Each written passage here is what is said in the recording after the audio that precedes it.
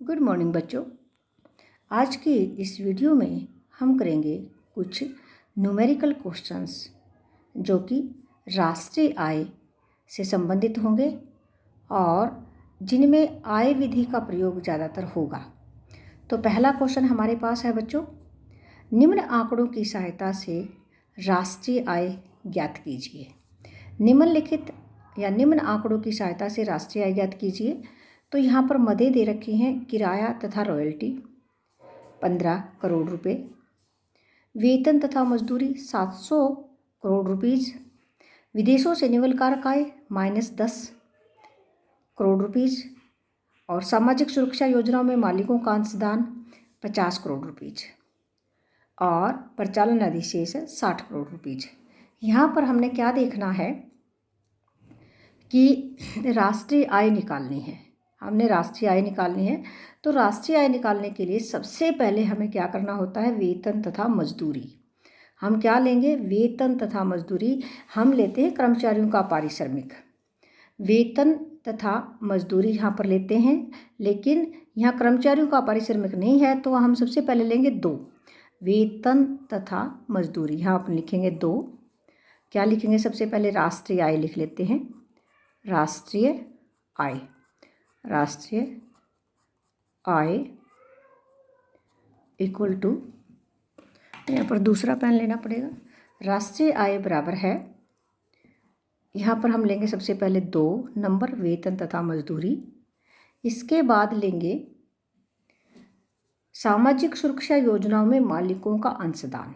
देखो बच्चों, सामाजिक सुरक्षा योजनाओं में मालिकों का अंशदान अगर कर्मचारियों का पारिश्रमिक दिया होता तो ये अलग से नहीं जुड़ता, इसलिए अब ये जोड़ना पड़ेगा क्योंकि वेतन तथा मजदूरी है दूसरे नंबर का और चौथे नंबर का है सामाजिक सुरक्षा योजनाओं में मालिकों का अंशदान। ये तो हो गया कर्मचारियों का पारिश्रमिक और इसके साथ अब हम लेंगे परिचालन अधिशेष जो कि 5वां पॉइंट है। और इसके बाद हम लेंगे, देखिएगा यहाँ पर हमें मिश्रित आय चाहिए थी लेकिन वो इन डाटा में नहीं है, इसलिए उसको रहने देते हैं। पूछा क्या है, राष्ट्रीय आय पूछी है तो विदेशों से निवल कारक आय इसमें जुड़ेगा। अब हम लेंगे तीसरा पॉइंट। अब हमने देखना है कि देखिएगा कर्मचारियों का पारिश्रमिक ये 2 हो गए और परिचालन अधिशेष ये हो गया और विदेशों से निवल कारक आय ये हो गई। निकालना क्या है, राष्ट्रीय आय निकालनी है। तो राष्ट्रीय आय हमेशा शुद्ध होती है और कारक लागत पर होती है, इसलिए यहाँ पर बाकी कोई चीज़ नहीं आएगी। बाकी तो ये जैसे, एक सेकेंड, देखो परिचालन अधिशेष हमने ले लिया, किराया तथा रॉयल्टी बच गया क्योंकि ये अलग से है। परिचालन अधिशेष के अंदर पहले ही इंक्लूड है, इसलिए हम बस यही चीज़ें लेंगे और अपना आंसर निकालेंगे। तो देखेंगे यहाँ पर, देखिए अगर आप देखिए हम यहाँ पर शॉर्टकट में बता रहे हैं लेकिन आप इसको लिख सकते हैं। जैसे मैं इस प्रकार से पहला क्वेश्चन करके दिखा देती हूँ, वेतन तथा मजदूरी हम ऐसे लिखेंगे एग्जाम में, जमा सामाजिक सुरक्षा योजनाओं में मालिकों द्वारा अंशदान। और यहाँ पर हम लिखेंगे 5वां परिचालन अधिशेष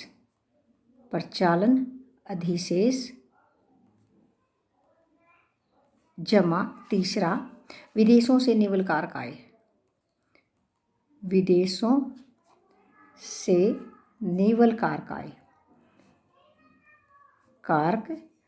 आय ये हमने लिखा। अब इनके डाटा लेंगे तो देखो सबसे पहले है 700, यहाँ पर देखा हमने दूसरे नंबर पे 700 इक्वल का निशान लगाएंगे।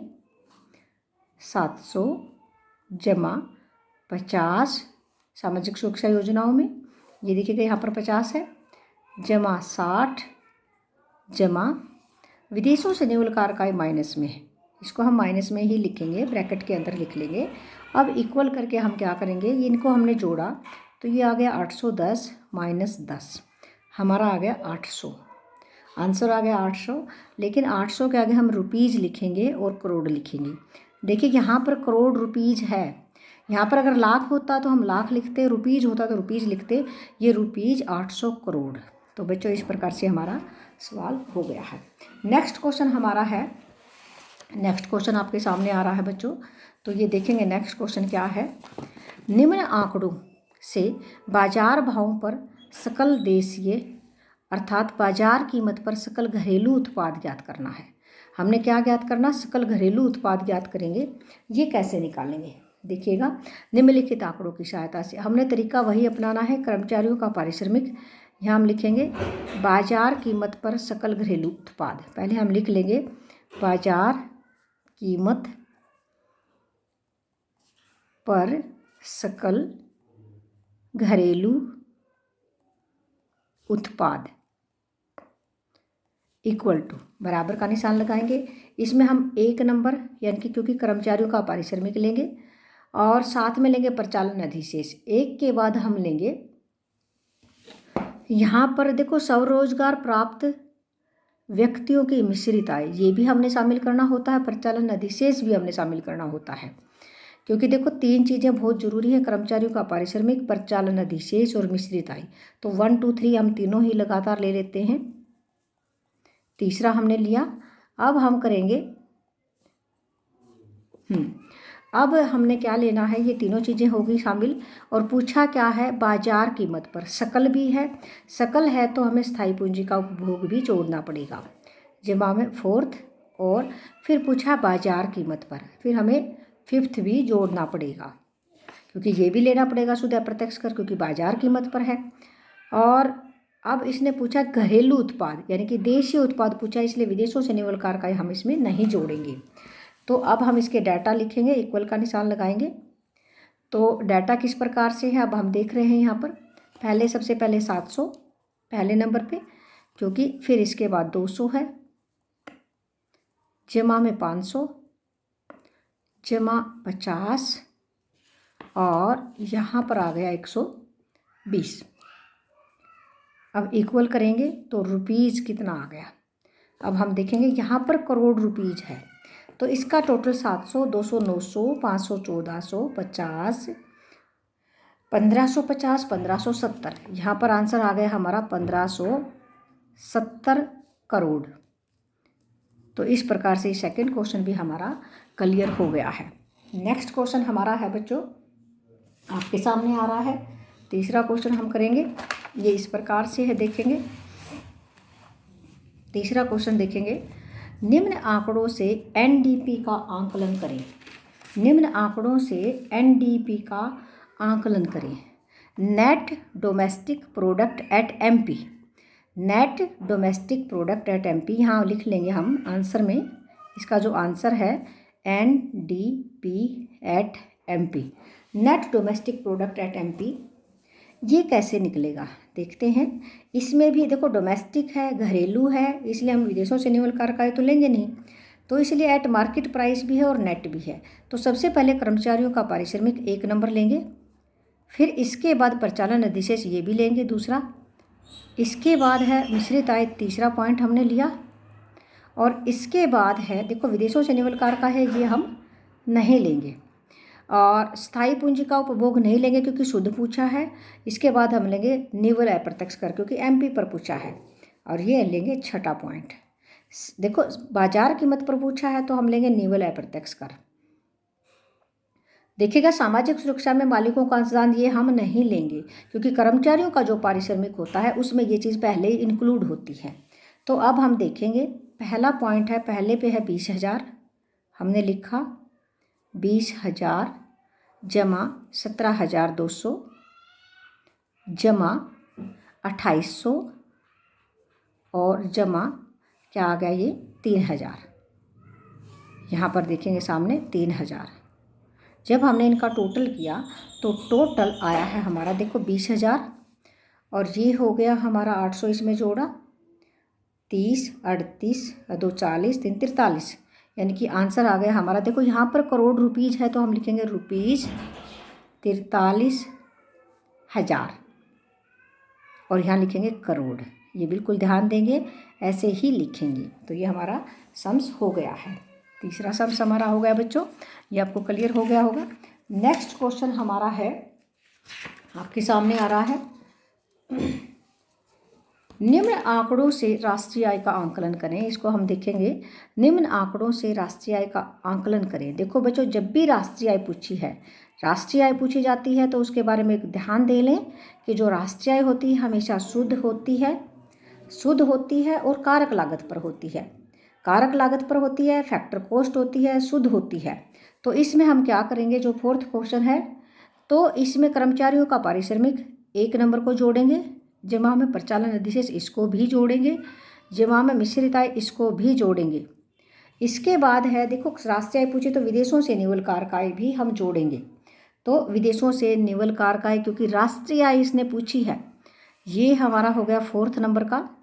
विदेशों से निवल कारक आय ये हमारा हो चुका है। अब पूछा है इसने राष्ट्रीय आय ज्ञात करें। देखिएगा, सामाजिक सुरक्षा में मालिकों का अंशदान नहीं जुड़ेगा, निवल अप्रत्यक्ष कर भी नहीं जोड़ेगा क्योंकि ये शुद्ध होती है, कारक लागत पर होती है। तो अब हम इनको जोड़ लेते हैं। तो देखते हैं किस प्रकार से। यहाँ पर पहले नंबर पे है 20,000, बराबर का निशान लगाएंगे। 20,000 जमा 17,200 जमा में 2,800, तीसरे नंबर का हो गया। इसके बाद है विदेशों से निवल कारक आय जमा में 9,000। तो यहाँ हमारा सही उत्तर क्या होगा, अभी हम इसको देखते हैं। देखिएगा, 17,200 और यहाँ हो गया 18, 20,000, 20,000 40,000 और 9,000 हमारा हो गया 49,000। लिखेंगे रुपीज 49,000 करोड़, यहाँ पर हम लिखेंगे करोड़। तो ये हमारा 4th क्वेश्चन कंप्लीट हो गया। तो आपको अच्छे से क्लियर हो गया होगा। नेक्स्ट क्वेश्चन हम करेंगे। 5वां जो प्रश्न है हमारे सामने है बच्चों, और वो किस प्रकार से है, देखिएगा। निम्न आंकड़ों से जीएनपी एट एफसी का आंकलन करें, gross national product at factor cost. देखिएगा, जीएनपी एट एफसी, कारक लागत पर सकल राष्ट्रीय उत्पाद। जीएनपी एट एफसी ज्ञात करें। तो इसमें हम क्या करेंगे कि कर्मचारियों का पारिश्रमिक लेंगे, सबसे पहला पॉइंट बहुत ज़रूरी है। फिर प्रचालन अधिशेष लेंगे, दूसरा भी लेंगे। फिर मिश्रित आय तीसरा भी लेंगे। तो ये तो होगी घरेलू आय। फिर विदेशों से निवल कारक आय, क्योंकि नेशनल है, जीएनपी में ये नेशनल है, विदेशों से निवल कारक आय भी लेंगे, जमा में है 4th, ये भी हमने लिया। इसके बाद है, देखिएगा, ग्रोस पूछा है इसलिए स्थायी पूंजी का उपभोग भी हम इसमें जोड़ेंगे, ये भी हमने जोड़ दिया। अब देखिएगा, एट एफसी पूछा है तो निवल अप्रत्यक्ष कर हम इसमें नहीं जोड़ेंगे। तो ये हमारा आप देखेंगे, ये क्वेश्चन नंबर 5 हम कर रहे थे, तो इतना ही हमने जोड़ना है। और इसके बाद हम देखते हैं, हमने पहले नंबर पे है 20,000, 1 2 3 20,000 हो गया। दूसरे पे 17,200, तीसरे पे है 2,800, चौथे पे हमारा है 9,000 और 5वें पे है 2,000। अब हम देखेंगे कि किस प्रकार से हमारा आंसर आता है, कितना आंसर हमारा आता है। तो देखो बच्चों, यहाँ पर 20 और 20 हो गया 40 और 49 और 2 हो गया 51 रुपीज़ 51, 1 2 3 51,000। और देखो यहाँ करोड़ रुपीज़ है, तो यहाँ पर हम क्या लिखेंगे, करोड़। यहाँ भी हम लिखेंगे करोड़, लिख देंगे। ओके, तो नेक्स्ट क्वेश्चन हमारा है, हम देखते हैं नेक्स्ट क्वेश्चन हम कौन सा ले रहे हैं, क्योंकि अभी हमने समझाना है आपको नेक्स्ट क्वेश्चन। इसी प्रकार के क्वेश्चन हम आपको समझाते चले जाएंगे और ताकि आपको क्लियर हो जाए। ये देखो बच्चों, नेक्स्ट क्वेश्चन हमारे सामने है, ये आया है, निम्न आंकड़ों के आधार पर राष्ट्रीय आय ज्ञात करें। हम यहाँ पर क्या करेंगे, देखेंगे, राष्ट्रीय आय निकालनी है तो हम यहाँ राष्ट्रीय आय ही लिख लेंगे। राष्ट्रीय आय, राष्ट्रीय आय हमने लिखा है। जो चीज़ पूछी जाती है हमने वही लिखनी है। तो ये देखेंगे, राष्ट्रीय आय हमने यहाँ पर लिखा। सबसे पहले हम देखेंगे कर्मचारियों का पारिश्रमिक कहाँ पर है। तो सबसे पहले कर्मचारियों का पारिश्रमिक अपनी आदत में डाल लो कि हमने सबसे पहले कर्मचारियों का पारिश्रमिक, ये 6ठे नंबर पे है तो हमने यही लिखेंगे। फिर हम लिखेंगे प्रचालन अधिशेष जो कि दूसरे नंबर पे है, ये भी हमने लिखा। फिर हम लिखेंगे मिश्रित आय। हमें ढूंढना पड़ेगा मिश्रित आय क्या, स्वरोजगार प्राप्त व्यक्तियों की मिश्रित आय, ये चौथे नंबर पे है। हमने ये भी लिख लिया। ये तीनों चीज़ें हमारी हो गई हैं, क्योंकि हमने क्या निकालना है, राष्ट्रीय आय निकालनी है। अब हमें क्या लेना है, देखो ये घरेलू आय के भाग हो गए हैं और हमें विदेशों से निवलकारक आय जो कि हमारा 1 नंबर पे है। तो हमने देखा कर्मचारियों का पारिश्रमिक, परिचालन अधिशेष, मिश्रित आय और विदेशों से निवलकारक आय। अब हम इनके डाटा लेंगे। देखो सबसे पहले हम लेंगे 1250 जमा दूसरे नंबर पे कितना है, दूसरे नंबर पे हमारा है 1300 और चौथे नंबर पे हमारा है 250। 250 है और इसके बाद है पहले नंबर पे है 300। अब हमने इक्वल करके हम इसको लिख देते हैं, टोटल कितना हो गया हमारा। देखो बच्चों यहाँ पर 1250 और 250, ये हो गया 1500 और 300 1800 और 300 2100 और 1000 3100, तो ये हो गया हमारा 3100।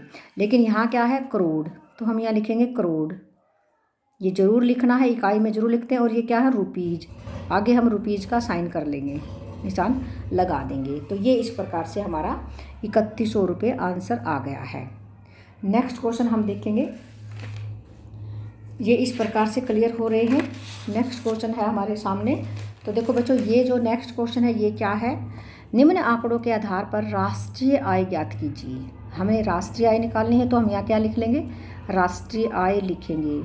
राष्ट्रीय आय, हमने यहाँ पर राष्ट्रीय आय लिखी है। डाटा हमारे सामने देखो, श्रमिकों का पारिश्रमिक, चाहे श्रमिकों का पारिश्रमिक लिखा हो चाहे कर्मचारियों का पारिश्रमिक लिखा हो, बात बराबर है। तो पहला पॉइंट हम यहाँ पर लेंगे। दूसरा है हमने ढूंढना है परिचालन अधिशेष, ये 6ठे नंबर पे है। फिर हम देखेंगे मिश्रित आय कहीं पर है, बिल्कुल है, 5वें नंबर पे है। स्वरोजगार प्राप्त व्यक्तियों की मिश्रित आय, क्योंकि 3 चीज़ें होती है घरेलू आय में।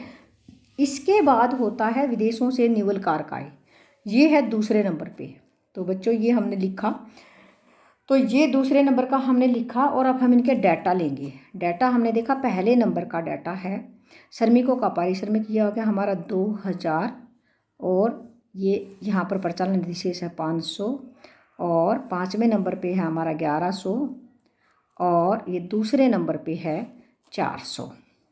जब हमने ये 400 तक का लिया है तो इसका टोटल हम करेंगे 1100 और 400 1500 और 5 2000 और 2000 इक्वल हो गया रुपीज़ 4000। यहाँ करोड़ है तो हम करोड़ ही लिखेंगे। ये हमारा सम्स निकल आया, सम निकला है, न्यूमेरिकल क्लियर हो गया है बच्चों। नेक्स्ट क्वेश्चन हम कर रहे हैं अगला, आपको समझाने के लिए देखते हैं। अगला क्वेश्चन आपके सामने आ रहा है बच्चों। ये क्वेश्चन क्या बोल रहा है, देखिएगा क्वेश्चन हम देखेंगे। निम्न आंकड़ों से जीडीपी एट एमपी, देखो जीडीपी एट एमपी आपको अच्छे से दिखाई नहीं दे रहा है, दिखेगा। जीडीपी एट एमपी है यहाँ पर, gross domestic product at MP.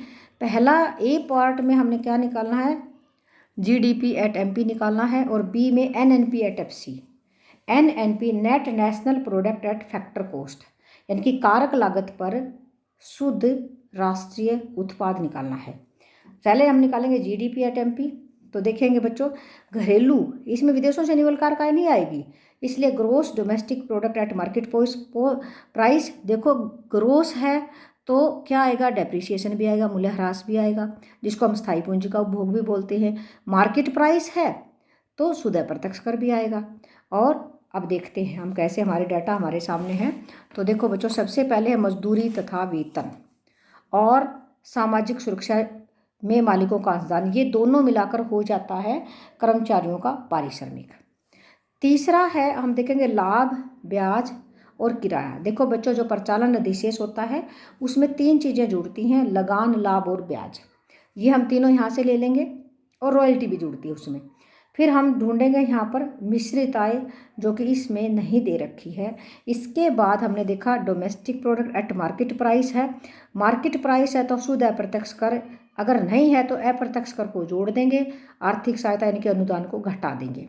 फिर हम देखेंगे स्थायी पूंजी का उपभोग है, ये लास्ट में है, ये भी इसमें हम ले लेंगे। तो सबसे पहले हम इसका ए पार्ट निकालते हैं। ए पार्ट में क्या है, क्या निकालना है हमें, ए पार्ट में जी DP@MP। इसमें हमने क्या लिया, पहला पॉइंट लिया मजदूरी तथा वेतन, दूसरा लिया सामाजिक सुरक्षा योजनाओं में मालिकों का अंशदान, फिर हमने लिया लगान लाभ ब्याज। तो देखो हम लेंगे तीसरा पॉइंट, इसमें लाभ है, और फिर हम लेंगे चौथा, इसमें क्या है, ब्याज है, फिर हम लेंगे किराया। सातवां पॉइंट हम लेंगे क्योंकि इसमें किराया है, फिर हम लेंगे रॉयल्टी, आठवां पॉइंट ये हमने लिया। इसके बाद ये देखो हमारा हो गया कर्मचारियों का पारिश्रमिक, ये 2 हो गए, और ये 4 जो चीज़ है ये परिचालन अधिशेष। क्योंकि परिचालन अधिशेष में क्या होता है, संपत्ति व उद्यमवृत्ति से प्राप्त आय होती है, लगान लाभ ब्याज रॉयल्टी इन सब का जोड़ होता है। तो ये तो कर्मचारियों का पारिश्रमिक, ये परिचालन अधिशेष। हमने निकालना है क्या, मार्केट प्राइस पर, क्योंकि मिश्रित आय इसमें हमारे जो आंकड़े दे रखे इनमें है नहीं। तो अब हम क्या करेंगे, शुद्ध अप्रत्यक्ष कर कहीं से ढूंढेंगे, क्योंकि बाजार कीमत पर है। तो अप्रत्यक्ष कर इसमें दे रखा है, हम 5वें को जोड़ देंगे, और आर्थिक सहायता अनुदान छठे नंबर को घटा देंगे, छठा जो नंबर है इसको माइनस कर देंगे। ये तो हो गया हमारा, MP आ गया। लेकिन अब ग्रोस, तो स्थायी पूंजी का उपभोग जमा में 10, यहाँ पर जमा में 10 वाला जो पॉइंट है वो जमा कर देंगे। अब हमने देखा कि अब हम इनके आंकड़े लेंगे, तो देखिएगा ये हमने जो आंकड़े लिए हैं वो क्या है, पहले नंबर पे है 150। अब हम देखें थोड़ा सा ऊपर इसको कर लेते हैं। दूसरे नंबर पे जो है, दूसरे नंबर पे है 5, तीसरे नंबर पे हमारा है 15, और जमा चौथे नंबर पे है 20, जमा 10, जमा 4, ये देखिएगा यहाँ पर 4 है। 7वें नंबर पे हमने देखा ये 10 है, और ये 4 है 8वें नंबर पे। तो अब देखेंगे फिर 5वें नंबर पे हमारा है अप्रत्यक्ष कर, जमा में हम क्या करेंगे, 30 करेंगे। देखिएगा एक मिनट हम ये देख ले अच्छे से, ये 5वां क्या है, रॉयल्टी है। एक सेकंड देखिएगा, पहले नंबर पे हमने देखा 150 लिया, दूसरे पे हमने 5 लिया, तीसरा हमने लिया है 15, और चौथा हमने लिया है 20, और फिर हमने लिया था 7वां, 5वां छठे को छोड़ के 7वां हमने लिया 10, और 8वां हमने ले लिया 4 रॉयल्टी। ठीक है, 4 के 8वें के बाद हम लेंगे 5वां अप्रत्यक्ष कर, जमा में यहाँ पर हम लेंगे 30। अब देखिएगा 30 हमने लिया है, और अनुदान -5 हम घटा देंगे, -5 हमने घटा दिया है। तो यहाँ पर हमने देखा कि ये देखिएगा 150 जमा 5 और 15, ये हो गया हमारा 170, 190, और ये हो गया 200, 230 और 234।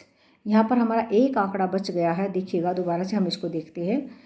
हमसे क्या पूछा, ग्रोस पूछा था, स्थायी पूंजी का उपभोग हमने लिखा, इसमें 5 नहीं लिखा, ये जो था ये 10वां जो पॉइंट है ये हमारा रह गया था यहाँ पर। तो जमा में 5 ये हम ले लेते हैं। तो ये देखो हमने ये स्थायी पूंजी का उपभोग 5 लिया, तो 5 से हमारा 5 कट गया है। अब हम इसको टोटल करेंगे तो हमारा आ गया ₹234 करोड़। तो ये हमारा ए पार्ट निकल आया। तो ये सबको क्लियर हो गया होगा। अब हम निकालेंगे बी पार्ट।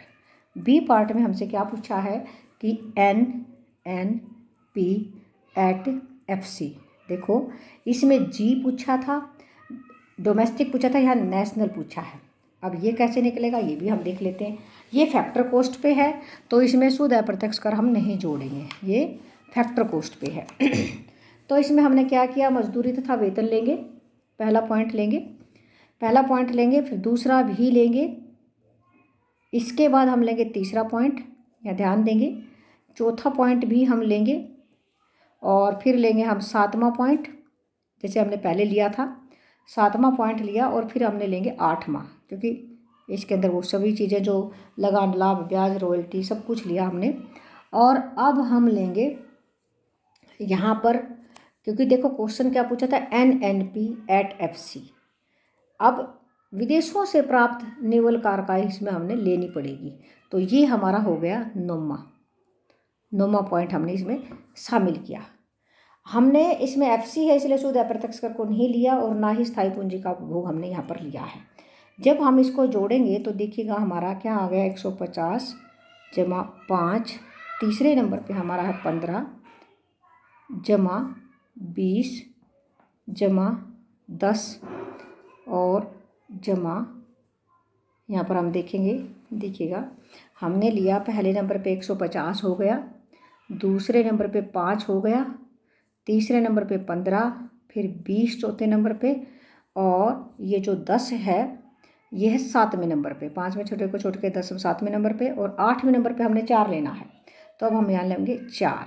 अब हम लेंगे 9वें नंबर का, 9वें नंबर का है 5, ये हमने लिया और हमने इक्वल करके जब इसको बनाया है तो ये हमारा आ गया रुपीज़, हमने टोटल किया इन सबको तो ये हो गया 209 करोड़। तो ये सब हमारा जो अगला क्वेश्चन था इसके हमने दोनों पार्ट किए बच्चों। नेक्स्ट क्वेश्चन हम चल रहे हैं, नेक्स्ट क्वेश्चन हमारा है आपके सामने आ रहा है। नेक्स्ट क्वेश्चन आप देखेंगे, ये क्वेश्चन है, देखिएगा, निम्न आंकड़ों के आधार पर बाजार कीमत पर GDP और NDP ज्ञात करें।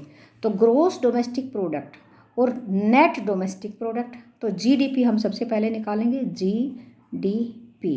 जब हम GDP निकालेंगे तो हमने क्या क्या लेना है इसमें हम देखेंगे। तो सबसे पहले हम लेंगे, देखिएगा GDP ग्रोस डोमेस्टिक प्रोडक्ट, यहाँ हमने देखा ग्रोस डोमेस्टिक प्रोडक्ट निकालना है। तो देखो सबसे पहले देखा हमने कर्मचारियों का पारिश्रमिक, परिचालन अधिशेष और मिश्रित आय, ये 3 तो हमने लेनी है डोमेस्टिक आय के लिए, लेकिन हमें क्या करना है कि बाजार कीमत पर पूछा है, बाजार कीमत पर होता है तो शुद्ध अप्रत्यक्ष कर जोड़ना पड़ेगा, और ग्रोस पूछा है तो स्थायी पूंजी का घिसावट भी जोड़नी पड़ेगी। तो इसमें सभी के सभी पॉइंट हमें यहाँ पर लेने पड़ेंगे। तो देखो बच्चों क्या करेंगे, पहला जमा दूसरा जमा तीसरा जमा चौथा जमा 5वां, ये हमने सारे के सारे पॉइंट लेने पड़ेंगे यहाँ पर।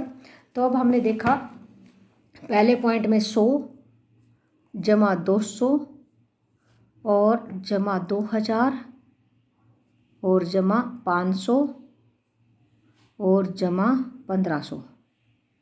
तो ये हमारा आंसर कितना आ गया जब हमने इनको जोड़ा। तो देखो 100 और 200 होते 300 और ये हो गए 2300 और 2000 हो गए 4300, रुपीज़ 4300, और यहाँ रुपीज़ है तो रुपीज़ ही रहेगा। अब यहाँ करोड़ नहीं है तो करोड़ हम नहीं लगाएंगे। ओके, नेक्स्ट अब हम इसका देखेंगे, देखो GDP निकाल दिया, अब हम निकालेंगे NDP, दूसरा पार्ट है NDP। देखो GDP है, ये NDP निकालना है। अब GDP के लिए हमने स्थायी पूंजी का घिसावट इसमें जोड़ा था, अब इसको नहीं जोड़ेंगे, बाजार कीमत पर ही निकालना है। तो ये कैसे निकलेगा, तो अब हम इसको देखेंगे कि ये NDP कैसे निकलेगा। देखो जो GDP है 4300 रुपये है, यहाँ आप थोड़ा सा फोकस करेंगे, GDP है, अगर हम इसमें से स्थायी पूंजी की घिसावट यानी कि 200 रुपये घटा दें GDP, हम यहाँ देखो क्या लिखेंगे, देखिएगा, तो ये हमारा आ गया रुपीज़ 4100, ये हमारा सही आंसर आ गया। अब इसके लिए हमें क्या करना पड़ेगा, ये बताना पड़ेगा कि भाई GDP माइनस में स्थायी पूंजी का उपभोग, स्थायी पूंजी की घिसावट, स्थायी पूंजी की घिसावट।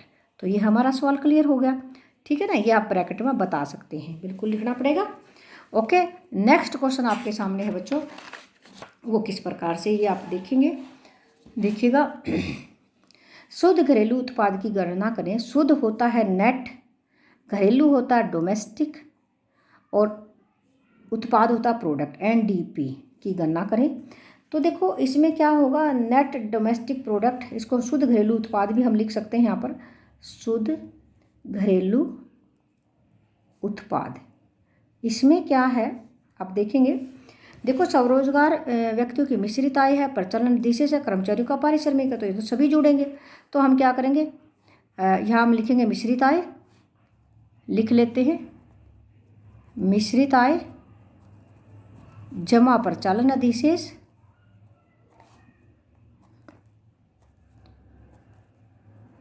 जमा कर्मचारियों का पारिश्रमिक, श्रमिक। तो अब हम यहाँ लिख लेंगे डाटा। तो देखो बच्चों 20,000 जमा 10,000 और जमा 17,000। हमने सब जोड़े 30, 40, 47,000 रुपीज़। 47, यहाँ पर हमारा हो गया 47,000 क्या है, रुपीज़ है। देखो यहाँ रुपीज़ थे, अगर करोड़ होते तो हम करोड़ लिखते, तो ये हमारा सही उत्तर है। नेक्स्ट क्वेश्चन है हमारा, यहाँ पर आप देख रहे हैं क्वेश्चन नया, निम्न आंकड़ों के आधार पर राष्ट्रीय आय ज्ञात करें। फिर हमारा वही क्वेश्चन है, उसी प्रकार से है। तो आपने देखा कि यहाँ पर हमने क्या करना है कि राष्ट्रीय आय निकालनी है। बच्चों राष्ट्रीय आय हमेशा शुद्ध होती है, कारक लागत पर होती है। तो पहला है कर्मचारियों का पारिश्रमिक, ये हम शामिल करेंगे। प्रचालन निशेष ये भी शामिल करेंगे। ये स्थायी पूंजी का उपभोग हम शामिल नहीं करेंगे। निव्वल अप्रत्यक्ष कर भी शामिल नहीं करेंगे क्योंकि ये कारक लागत पर होती है। स्वरोजगार प्राप्त व्यक्तियों की आय हम शामिल करेंगे। विदेशों से निव्वल कारक आय भी हम शामिल करेंगे क्योंकि राष्ट्रीय आय है। तो हम यहाँ लिखेंगे बच्चों राष्ट्रीय आय बराबर है पहला पॉइंट जमा दूसरा पॉइंट, इस स्थायी पूंजी का उपभोग ये छोड़ देंगे, फिर है पाँचवा ये भी जोड़ेंगे, फिर है छठा ये भी जोड़ लेंगे। ठीक है, अब हम देखेंगे पहला क्या था 2,000 रुपये, 2,000, दूसरा था 1,200, तीसरा है यहाँ पर जो 5वें नंबर पे है वो है 300, और फिर हमारा आ गया विदेशों से निव्वल कारक आय 500। अब हम इसको देखेंगे, ये देखिएगा 2,000 और 3,000 3,200 और 300 3,500 और 5 4,000। तो हमारा सही आंसर है रुपीज़ 4,000। लेकिन यहाँ रुपीज़ था तो हमने भी रुपीज़ ही लिखना है, लेकिन करोड़ कहाँ है, इसमें ये रुपीज़ था तो मेरे ख्याल से तो रुपीज़ ही आना चाहिए, करोड़ नहीं आना चाहिए। क्योंकि देखो अगर यहाँ करोड़ रुपीज़ होता बच्चों, ये एक बार देख लें, यहाँ रुपीज़ दे रखा है, 30वां जो पर्सन है रुपीज़ है, तो हमारा यहाँ पर ये करोड़ नहीं आएगा। क्यों? क्योंकि देखो रुपीज़ दे रखा है तो हमने रुपीज़ लिखना है, ये रुपीज़ हमने लिख दिया। अगर करोड़ होता, रुपीज़ करोड़, जैसे पीछे वाले क्वेश्चन में था तो हम करोड़ लिखते। देखो पीछे वाले क्वेश्चन में जहाँ पर भी रुपीज़ है तो हमने रुपीज़ लिखा, और ये देखिएगा रुपीज़ है तो हम रुपीज़ ही लिख रहे हैं। अगर करोड़ है तो हम करोड़ लिख रहे हैं। अब ये देखिएगा यहाँ पर ये जो क्वेश्चन था इसमें करोड़ था तो हमने करोड़ लिख दिया आंसर में। आपने भी ऐसे ही फॉलो करना, अगर रुपीज़ है तो रुपीज़ लिखेंगे, करोड़ है तो करोड़ लिखेंगे, लाख है तो लाख लिखेंगे। ओके, नेक्स्ट क्वेश्चन हमारा है लास्ट, ये देखेंगे निम्न आंकड़ों से राष्ट्रीय आय ज्ञात कीजिए। देखो यहाँ पर रुपीज़ करोड़ है तो आंसर भी रुपीज़ करोड़ में होगा। तो देखो यहाँ हम लिखेंगे राष्ट्रीय आय। देखो बच्चों याद रखना राष्ट्रीय आय हमें हमेशा कारक लागत पर होती है और शुद्ध होती है, ये कभी भी बाजार कीमत पर नहीं होती। अगर खाली राष्ट्रीय आय आपसे पूछा है तो वो कारक लागत पर और नेट होती है, शुद्ध होती है। तो सबसे पहले मजदूरी व वेतन, सामाजिक सुरक्षा में मालिकों का अंशदान, तो ये दोनों ही कर्मचारियों के पारिश्रमिक आ जाते हैं। तो हम पहला जमा दूसरा, फिर हम लेंगे लाभ ब्याज किराया। देखो लगान, लाभ और ब्याज ये तीनों होते प्रचालन अधिशेष। फिर हम लेंगे तीसरा पॉइंट, फिर हम लेंगे चौथा पॉइंट, फिर हम लेंगे किराए वाला 7वां पॉइंट। देखो ये हो गया प्रचालन अधिशेष। फिर हम लेंगे मिश्रित आय, ये हमारा 8वां पॉइंट है। ये हो गया क्लियर हमारा। अब राष्ट्रीय आय निकालनी है तो देखो हमारा क्या क्या हो गया, ये 2 तो है कर्मचारियों का पारिश्रमिक और ये 3 है प्रचालन अधिशेष और ये है मिश्रित आय। अब हमें चाहिए विदेशों से निव्वल कारक आय। अब हमने ढूंढनी पड़ेगी विदेशों से निव्वल कारक आय। तो देखेंगे यहाँ पर कहीं भी दिखाई नहीं दे रही है, अगर नहीं है तो नहीं लिखेंगे, कोई बात नहीं, विदेशों से आय आई ही नहीं होगी। तो पहले नंबर पे 150 लेंगे, फिर हम लेंगे 25 दूसरे नंबर का, फिर हम लेंगे तीसरे नंबर का 40, फिर चौथे नंबर पे है हमारा 25, और फिर है 7वें नंबर पे किराया जो कि 12 रुपये है, फिर 8वें नंबर पे है 35 रुपये। तो अब हमने देखा यहाँ पर ये देखिएगा हमने मिश्रित आय जो है वो 35 नहीं है बल्कि 8वें नंबर पे 40 है, सॉरी ये 40 है हमने लिखा। और अब हमारा जो अब इनको टोटल करेंगे तो ये हो गया 200, 240 और ये हो गया 280। तो यहाँ पर एक मिनट दोबारा से हम देखेंगे, यहाँ हमने देखा 150, देखिएगा मजदूरी व वेतन, सामाजिक सुरक्षा में मालिकों का अंशदान, ये हो गया 125, 150 जमा 25 हो गया। फिर हमने 40 लिया है लाभ, लाभ हमारा हो गया 40, फिर ब्याज है 25, फिर किराया, किराया है 12, ये देखिएगा यहाँ पर किराया 12 है, और फिर ये है 40। तो अब हमने देखा ये हो गया, देखो 150 और 25 और 25, ये हो गया 240, 280 और 12 292, ये हमारा आंसर आ गया 200। ये देखिएगा हमारा जो आंसर आया है वो है ₹292। यहाँ करोड़ था ऊपर, देखिए ऊपर हम दिखा देते हैं आपको, यहाँ करोड़ था तो आंसर में भी करोड़ लिखेंगे, यहाँ हम लिखेंगे करोड़। डियर स्टूडेंट्स, तो ये थे हमारे कुछ न्यूमेरिकल्स थे, संख्यात्मक प्रश्न थे और राष्ट्रीय आय निकालने की, और इसमें ज़्यादातर हमने आय विधि का प्रयोग किया है। और अगली वीडियो में हम जो क्वेश्चंस कराने जा रहे हैं वो व्यय विधि के और उत्पाद विधि या मूल्य वृद्धि विधि से संबंधित होंगे। तो इसी के साथ हम आपसे विदा लेते हैं। Thank you.